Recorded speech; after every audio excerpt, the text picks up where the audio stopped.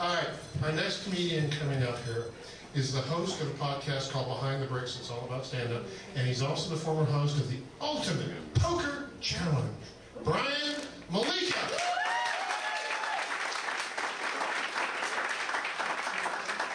Hi, everybody. Can we have a round of applause for all the comics you saw?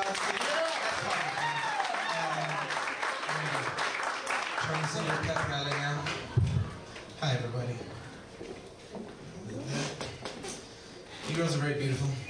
Must be nice for you.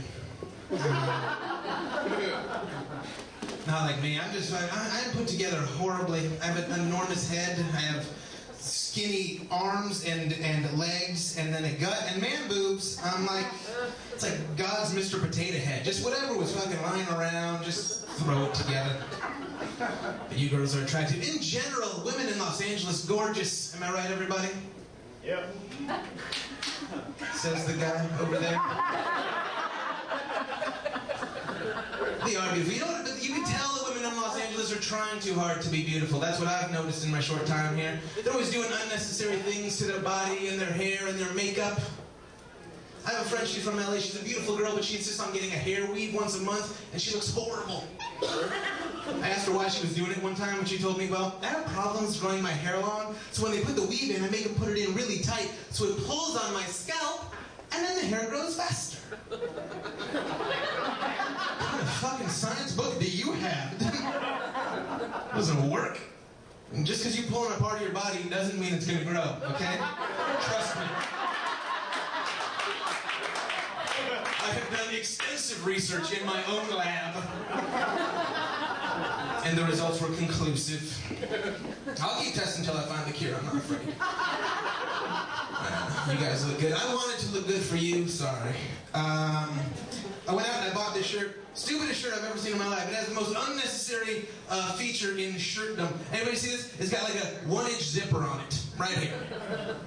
What the fuck is that for? What's that gonna do? Oh my God, I'm so hot. Oh, well, hello. Woo! Ventilicious.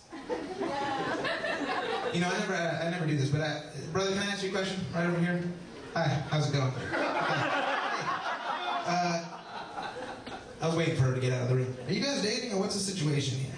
You and this lovely lady. I only asked because I swear to God you made out for like 15 minutes at one point. But I'm talking about hardcore, tongue in the throat, shit you see on Entourage kind of making out. How long you guys been dating? 2 weeks. 2 weeks? Never mind, that explained that. Been down that road. As Dennis mentioned, I did used to host a television show. It's called The Ultimate Poker Challenge. That's probably where you recognize me from. You didn't see it? That's weird. It was on here in LA. It was on at Tuesday mornings, 4:30 a.m. on the WGN network. No? That's actually considered prime time for meth addicts. So I thought we were number one in the much coveted rapist demographic. Nobody saw it? That's too bad. It got canceled, as you might imagine. This show was terrible, and I used to make fun of it all the time, and every now and then my mom will hear me making fun of it, and she gets very protective. She's like, you know, you worked for almost 10 years for a big break, and you should be proud of it. It's like, well, when your big break comes between a Moesha rerun and an infomercial for the Ron Popeil food dehydrator, maybe you need to reevaluate some choices that you've made. Now let me cry. I actually lived here for a couple months, and I got the gist of it. My mom was all freaked out when I moved here, too, because I'm originally from Tucson, Arizona, and she's never been to a lot of places, so she had this misconception of what LA is all about. You know, she was all, no, you can't go there. People will steal from you and rob you. Which is true. Except it's landlords and it's legal here. I don't know if they know what's going on in the rest of the world, but fucking gouging is what's happening. I lived on the 5th floor of a walk-up building, and it cost me $1,200 a month. And they actually said that one of the perks was the fact that it was a walk-up building. That was a health club, I guess. They wrote that off on my bill. Just fascinating. I'm glad I'm not living here anymore. No offense. You know the one thing I did like about LA is the news, because you guys have real news here every day. And that's amazing. Growing up in Tucson, Arizona, after the first 10 minutes of the evening news broadcast, they'd be out of shit to talk about. So they just have to take something really stupid that happened and be real serious about it as though it were actual news, right? It's always something like, today at Whole Foods, a runaway shopping cart sped across the parking lot, striking 2 automobiles, causing topographical damage to 1. Now, while the origins of the cart are unknown, our forensic team believes that it may be a terrorist cell working out of the dumpster behind Whole Foods. Hide your children. Here is totally different. Here it's like anything goes, right? Especially like the last 5 minutes of the news. You know the feel-good piece of the last 5 minutes of the news that in normal towns is supposed to make you feel better, right? It's just a little fluffy piece. It's supposed to make you feel better about the 25 minutes of crap you just had to sit through. Not in LA, man. In LA, the least tragic story becomes the feel-good piece for the night, right?